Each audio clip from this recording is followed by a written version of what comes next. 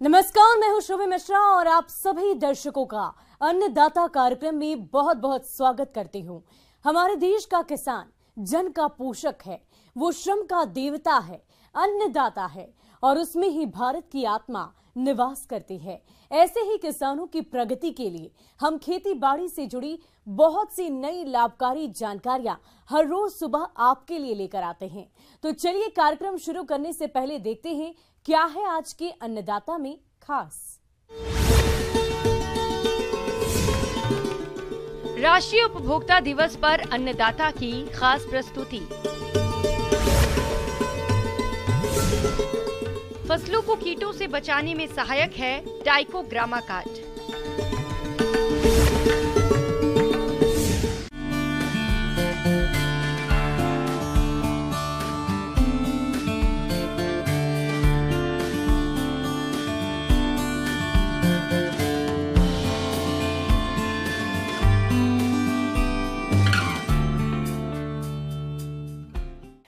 चौबीस दिसंबर को राष्ट्रीय उपभोक्ता दिवस मनाया जाता है। 24 दिसंबर 1986 से राष्ट्रीय उपभोक्ता दिवस मनाने की शुरुआत हो गई थी और उपभोक्ता दिवस के जरिए आम उपभोक्ता को उनके अधिकारों के बारे में जानकारी दी जाती है।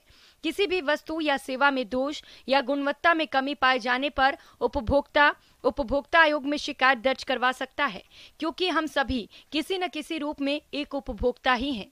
किसान भी उपभोक्ता की ही श्रेणी में आते हैं। अक्सर किसानों के साथ नकली बीज, नकली खाद और यहाँ तक कि प्रीमियम राशि जमा करवाने के बाद भी किसानों को फसल बीमा नहीं मिल पाता। ऐसे में किसान उपभोक्ता आयोग में शिकायत दर्ज कर राहत प्राप्त कर सकता है।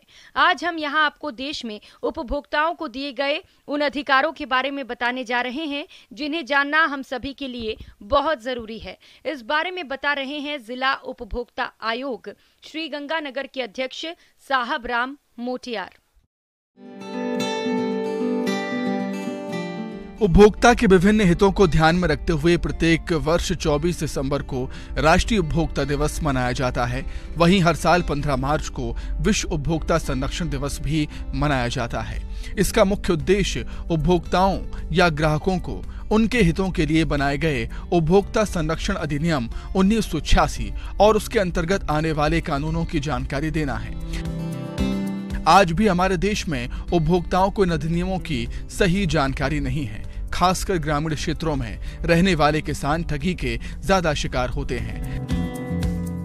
आजकल डिजिटल भारत की बात हो रही है, जिसमें आप ऑनलाइन सामान खरीदते हैं और ऑनलाइन ही भुगतान करते हैं। ऐसे में खरीदारी करते समय आपको ज्यादा सतर्क रहने की जरूरत है। किसान बाजार से बीज, दवा, उर्वरकों और कृषि यंत्रों को खरीदता है। किसान भी एक बड़ा उपभोक्ता है। बाजार में होने वाली ग्राहक जमाखोरी, काला बाजारी, मिलावटी सामग्री का वितरण, अधिक दाम वसूलना, बिना मानक वाली वस्तुओं की बिक्री, ठगी, नाप तौल में अनियमितता, गारंटी के बाद भी सर्विस प्रदान नहीं करने के अलावा ग्राहकों के प्रति होने वाले अपराधों को देखते हुए इस दिन उपभोक्ता के लिए जागरूकता अभियान चलाया जाता है। इसलिए इन नियमों को जानकर अपने अधिकार हमें प्राप्त करना होगा और वस्तुओं की खरीदी करते समय जागरूक रहना होगा। अन्नदाता का यह प्रयास रहा है हमारा किसान अपने अधिकारों से भली भांति परिचित हो, और इसके लिए हम कार्यक्रम के माध्यम से हमेशा किसानों को जागरूक करने का प्रयास करते रहते हैं। कंज्यूमर की अवेयरनेस के लिए मीडिया भी एक महत्वपूर्ण स्तंभ है। कंज्यूमर प्रोटेक्शन एक्ट 1986 में बना। कंज्यूमर के हित में ये कानून है। कंज्यूमर को माल खरीदने तथा सेवा लेने के मामले में इस आयोग द्वारा अनुतोष प्रदान किया जाता है यदि कंज्यूमर द्वारा माल या सेवा प्रतिफल के बदले में क्रय की गई है और माल में गुणवत्ता में कोई कमी है या सेवा में किसी प्रकार का कमी का आचरण है। कंज्यूमर डे के अवसर पर मैं समस्त उपभोक्ताओं को निवेदन करना चाहूँगा कि यदि वो किसी भी प्रकार से मार्केट में ठगे जाते हैं तो वो इस आयोग में ऑनलाइन या ऑफलाइन दोनों तरीके से अपना आवेदन पेश कर सकते हैं। कंज्यूमर देश के किसी भी हिस्से से अगर कोई भी माल या सेवा लेता है तो वो जिस जिले का निवासी है उस जिले में संबंधित आयोग के समक्ष अपना आवेदन पेश कर सकता है। इसके लिए अधिवक्ता की भी आवश्यकता नहीं है अगर कंज्यूमर अपनी बात को सही तरीके से अधिनियम के मंशा के अनुरूप आयोग के समक्ष पेश करने में सक्षम है। किसान भाइयों, आप उपभोक्ता फोरम में किसी भी प्रकार की ठगी की शिकायत कर सकते हैं, फिर चाहे वो कृषि आदानों खरीदी की बात हो या फिर योजनाओं द्वारा ठगी की बात हो। उपभोक्ता फोरम में शिकायत करने के बाद साक्ष्यों को पेश करें और अपना हक, अपना अधिकार आसानी से प्राप्त कर सकते हैं। फिर चाहे वो आपने ऑनलाइन खरीदी की हो या उसे स्वयं सीधे दुकान से खरीदा हो। किसान खाद, बीज या बीमा के मामले में यदि किसी प्रकार से एग्रीव्ड है तो आयोग में परिवाद पेश कर सकता है।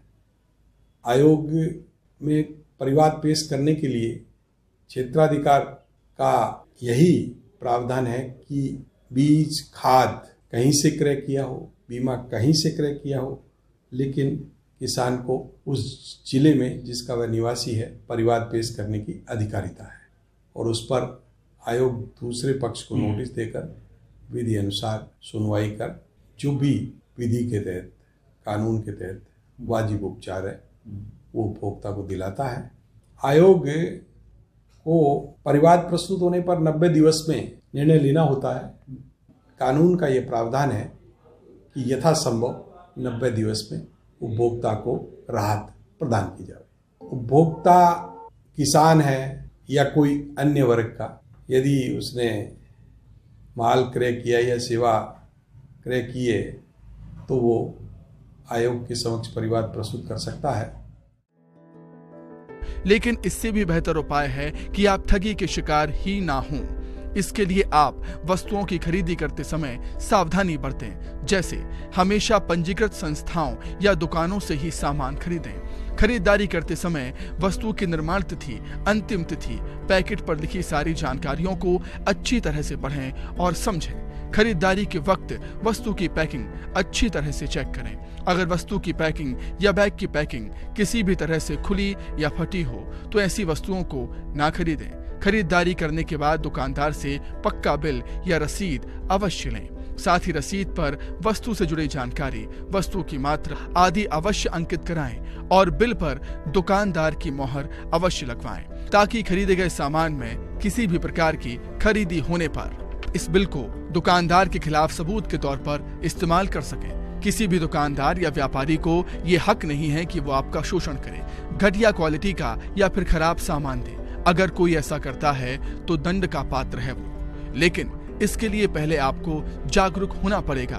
कुछ ऐसी छोटी छोटी सी जानकारियों को ध्यान में रखकर आप ठगी का शिकार होने से बच सकते हैं। जागो ग्राहक जागो, अपने अधिकारों को पहचानो।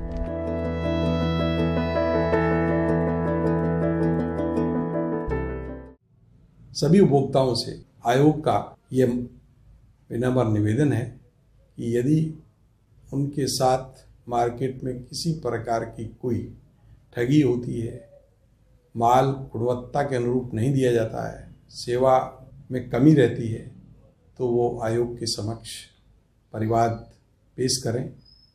किसान को खाद और बीज गुणवत्ता के अनुरूप नहीं है और उसकी फसल बर्बाद होती है तो उपभोक्ता किसान को यहाँ तक उपचार है कि वो न केवल खाद और बीज का मूल्य बल्कि जो फसल से होने वाला लाभ था उसकी नुकसानी के लिए भी राहत प्राप्त कर सकता है।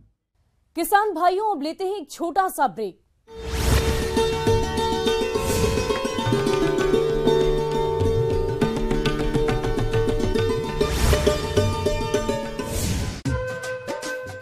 मिट्टी की खुशबू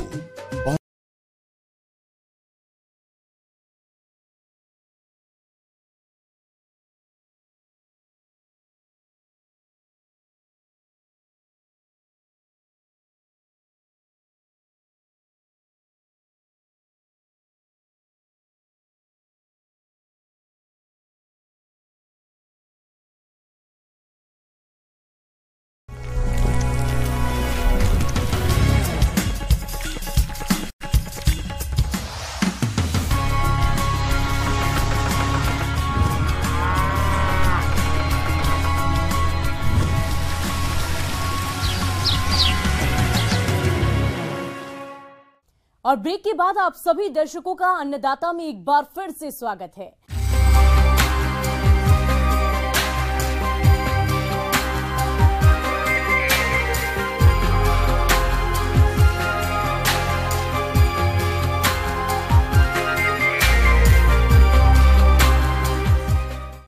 आजकल फसलों में कीट नियंत्रण के लिए समेकित विधि की बात की जा रही है, क्योंकि केवल रासायनिक नियंत्रण से जहां एक ओर कीटों में रसायनों के प्रति सहनशीलता बढ़ती जा रही है, वहीं दूसरी ओर ये रसायन मानव स्वास्थ्य और पर्यावरण को हानि पहुंचा रहे हैं। ऐसे में अब किसान टाइकोग्रामा कार्ड से भी कीटों का नियंत्रण कर सकते हैं। तो क्या है टाइकोग्रामा कार्ड और इसका प्रयोग कैसे करें, बता रहे हैं कीट वैज्ञानिक डॉक्टर विनय कुमार।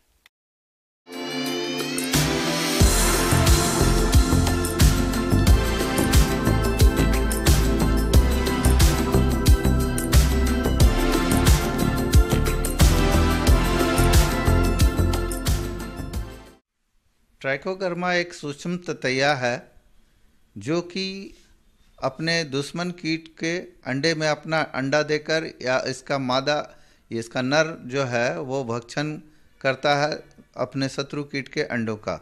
बहुत ही बढ़िया है। ये लक्षित कीट पे ही आक्रमण करता है, बिना लक्षित कीट पे ये किसी को नुकसान नहीं पहुंचाता है। ट्राइकोग्रामा अति सूक्ष्म आकार का एक मित्र जीव कीट है जिन्हें खेतों में आसानी से देख पाना कठिन है, परंतु प्रयोगशालाओं में इन्हें आसानी से देखा जा सकता है। इसका बहुगुणन प्रयोगशाला में किया जाता है तथा बाद में इन्हें खेतों में छोड़ दिया जाता है। ये एक प्रकार का अंड परजीवी मित्र कीट है जो शत्रु कीट के अंडों में अपना अंडा डालकर उन्हें अंडावस्था में ही नष्ट कर देता है और शत्रु कीट के अंडे से इनका मित्र कीट ट्राइकोग्रामा का वयस्क बाहर आता है जो पुनः शत्रु कीट में अपना अंडा देता है। ट्राइको कार्ड बनाने के लिए सबसे पहले हमको कोर्सारा सिफोलोनी का एक जो भंडारगिरी का कीड़ा है उसके अंडा का जरूरत पड़ता है। उसके लिए हम लोग बहुत उत्पादन करते हैं, बड़े पैमाने पर बहुत उत्पादन करते हैं, जिसमें एक बॉक्स में क्या करते हैं कि हम लोग उसको कृत्रिम खाना है वो देते हैं। कृत्रिम खाना में हम लोग देते हैं बाजरा 2.5 किलो एक बक्से में, 150 ग्राम आपका मूंगफली का चूरा, और उसमें हम लोग फिर मिलाते हैं स्ट्रेप्टोमाइसिन आधा ग्राम और ईस्ट एक्सट्रैक्ट 3 ग्राम प्रति बक्सा, और इन सब को मिला के हम लोग समान भाव से उसको सतह को प्लेन कर देते हैं और उसके ऊपर कहीं से शुरू में खोजना पड़ेगा कोर्सारा के अंडे को, और उसको किसी प्रयोगशाला से आपको लेना पड़ेगा। और उस अंडे को हम लोग क्या करते हैं, प्रति बक्सा 1 सीसी, जो कि हमारा मेजरिंग सिलेंडर जो नापने की जो सिलेंडर है उसमें हम लोग 1 सीसी का 1 ml 1 सीसी के बराबर होता है। तो उसको हम लोग समान भाव से सभी तरफ बॉक्स में छींट देते हैं, और छींटने के बाद आपके जो वातावरण है उसमें ही करीब 40 दिन के बाद अंडे देने वाले बक्से में उसको रखते हैं संग्रहित कर, और फिर अंडा जब देती है तो उसको फिर हम लोग अंडे को हम लोग झाड़ के साफ करके फिर से कार्ड में चिपकाते हैं। कार्ड में चिपकाने के बाद उसको हम लोग 30 वाट के यूवी लाइट में स्टरलाइज करके फिर उसको प्रयोग करते हैं। हम लोग प्रयोग करने के लिए क्या करते हैं कि उसमें हम लोग मदर कल्चर जो होता है उसको लगाते हैं, जिसमें कि वो परिजीवित हो जाए और वो तैयार इस तरह से होता है ट्राइको कार्ड। ट्राइकोग्रामा परजीवी प्रयोग की मात्रा। नाशी जीवों से फसल सुरक्षा हेतु 50,000 ट्राइकोग्रामा केलोनिस प्रजाति से अच्छादित ट्राइको कार्ड को 10 दिन के अंतराल पर छोड़ा जाता है, या 1 से 1.5 लाख परजीवी अंडे 1 हेक्टेयर खेत में छोड़े जाते हैं। पूरी फसल अवधि में 4 से 6 बार ट्राइको कार्ड लगाने की जरूरत पड़ती है। इसका प्रयोग हम लोग धान पे, मक्के पे, गन्ने पे, टमाटर इत्यादि पे करते हैं। धान पे जो करते हैं उसके लिए 2 कीड़ों पे ये होता है, एक तनावेधक एवं पत्ता लपेटक। तनावेधक के लिए हम लोग 1 लाख प्रजीवित अंडा प्रति हेक्टेयर प्रयोग करते हैं, जिसका कि प्रयोग अगर लक्षण दिखे या अगर पहले से विदित हो कि हमारे यहाँ तना बेधक लगता है खेत पे, तो रोपा करने के 21 से 22 दिन के बाद आप एक बार जो मात्रा मैंने बताई 1 लाख प्रजीवित अंडे प्रति हेक्टेयर के दर से उसका प्रयोग करें। 1 सप्ताह बाद पुनः इसको दोहराएं, 1 लाख प्रजीवित अंडा प्रति हेक्टेयर के दर से इसको दोहराएं। अगर पत्ता लपेटक का प्रकोप है तो ये मात्रा थोड़ा बढ़ जाता है, इसमें 1.5 लाख प्रजीवित अंडे प्रति हेक्टेयर के दर से हो जाते हैं। 1.5 लाख प्रजीवित अंडे या 8 काट प्रति हेक्टेयर के दर से इसका उपयोग होता है। उसी तरह से मक्के के खेत के लिए अंकुरन के 12वें दिन पे 8 काट प्रति हेक्टेयर या 1.5 लाख अंडा प्रति हेक्टेयर प्रजीवित अंडा प्रति हेक्टेयर के दर से आप इसका प्रयोग करें। टमाटर में आपका जो फल बेधक कीट होता है, इसका आप प्रयोग पौधे के रोपण के 20 से 25 दिन के बाद आप शुरू कर दें। उसमें 50,000 अंडे प्रति हेक्टेयर के दर से इसका प्रयोग होता है, या आप ऐसा कह लें कि 2.5 से 3 काट प्रति हेक्टेयर के दर से आप इसका प्रयोग करें। सप्ताह के अंतराल पे इसको बदलते रहें, क्योंकि ये जब तक फल तोड़ते रहें आप इसका प्रयोग करते रहें। जब फल खत्म हो जाए तब लगाना बंद कर दें, क्योंकि उसका जो इल्ली है वो आपके टमाटर को बर्बाद कर देगा। ट्राइकोग्रामा कार्ड के लाभ। इसे प्रयोग करना बहुत ही सरल है और ये वातावरण के अनुकूल एवं सुरक्षित है। मित्र कीटों को किसी भी प्रकार की हानि नहीं करता है। यह अत्यधिक न्यूनतम लागत पर शत्रु कीटों का प्रभावी नियंत्रण करता है। इसकी लागत भी कीटनाशक की अपेक्षाकृत कम होती है। ट्राइकोग्रामा प्रजाति का कोई भी विषाक्त प्रभाव मनुष्यों पर नहीं पड़ता है। इसके प्रयोग से लाभदायक कीटों को कोई नुकसान नहीं पहुंचता है और इसके प्रयोग से कीटों में इसके प्रति प्रतिरोधक क्षमता का विकास नहीं होता है। इसे 5 से 10 डिग्री सेल्सियस ताप पर 30 दिनों तक रखा जा सकता है। तो ये बहुत ही अच्छा है। इसका कुछ सावधानियां इसमें रखने वाली है। ये सबसे पहले तो इसको शाम के समय लगाना चाहिए, क्योंकि और लगाते वक्त ध्यान रखना चाहिए कि वह इसमें धूप ना पड़े। दूसरा, आप उसमें परजीवीकरण निकलने की तिथि देख लें और देख के ही डालें। तीसरा, पानी में ना भींगे। ये थोड़ा सा दिक्कत वाला है, लेकिन ऐसे करके लगाएं कि इसमें धूप और पानी के अंदर डूबा हुआ ना रहे। आगे और भी है खेती बाड़ी से जुड़ी बहुत सी रोचक जानकारियां। कहीं नहीं जाइएगा, रुकेंगे एक छोटे से ब्रेक के लिए।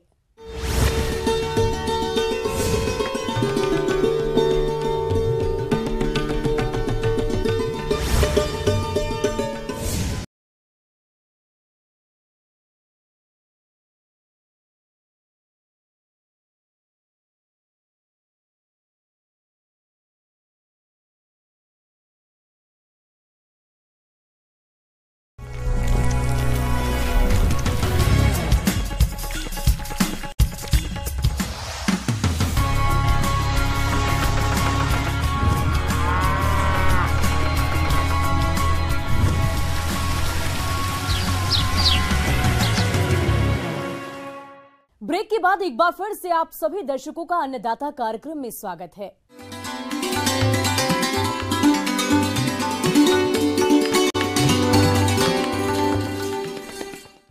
आइए जानते हैं अन्नदाता निःशुल्क फोन के माध्यम से पूछे गए समस्याओं का समाधान। आज के अन्नदाता हेल्पलाइन में जिस प्रश्न को कार्यक्रम में शामिल किया गया है उसे पूछा है गांव देवपुरा जिला टोंक के किसान अमरपाल सिंह ने। आप नींबू के बाग में लगने वाली तितली कीट के नियंत्रण पर जानकारी चाहते हैं, तो अमरपाल सिंह जी आपकी जानकारी के लिए प्रस्तुत है कार्यक्रम का यह अंश।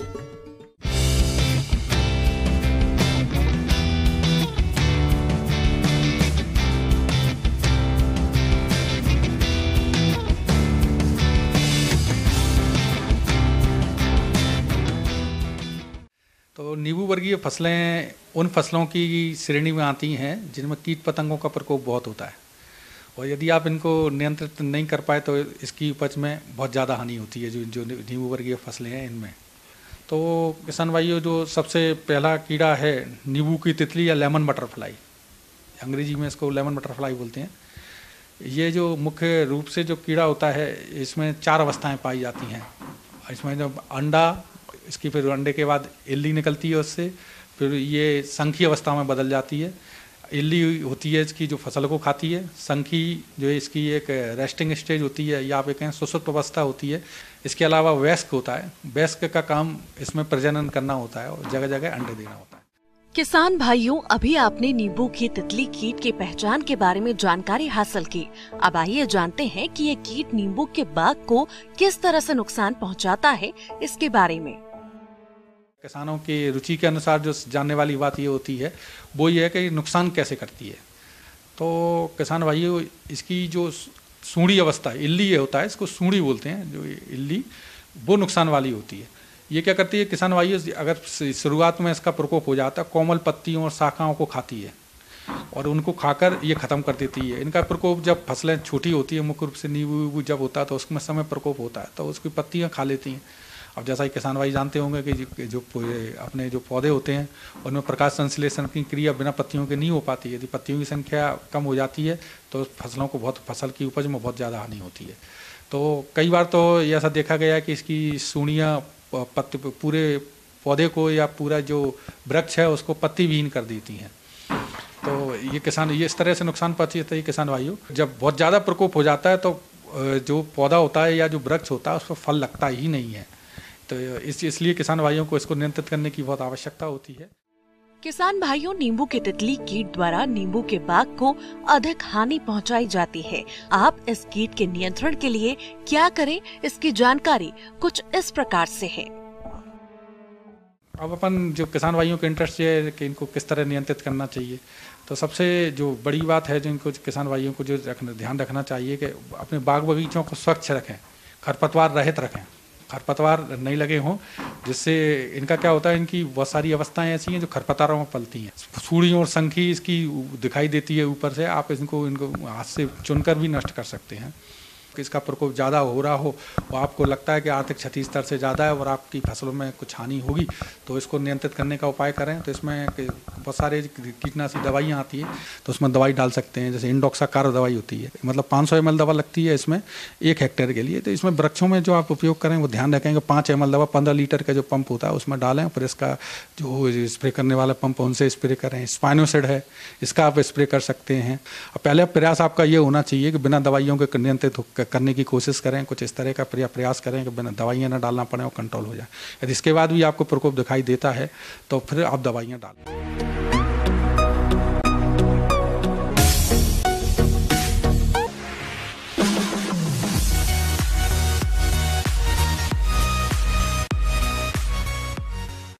और एक नजर डालते हैं राज्य की कुछ मंडियों के प्रमुख फसलों के बाजार भाव पर।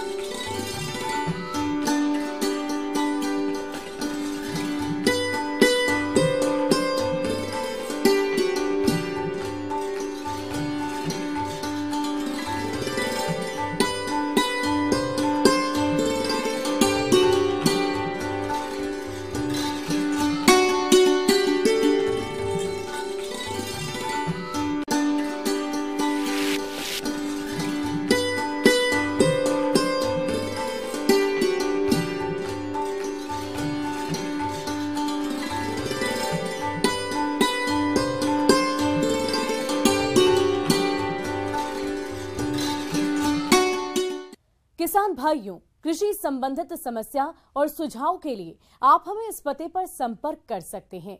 प्रोड्यूसर अन्नदाता news 18 Rajasthan, Ramoji film city, Hyderabad 501512। साथ ही आप हमें ईमेल भी कर सकते हैं। हमारा ईमेल है p18annadaata@nw18.com। इसके अतिरिक्त आप हमें निःशुल्क हेल्पलाइन नंबर 180088921663 पर सोमवार से लेकर शनिवार सुबह 10 बजे से शाम 4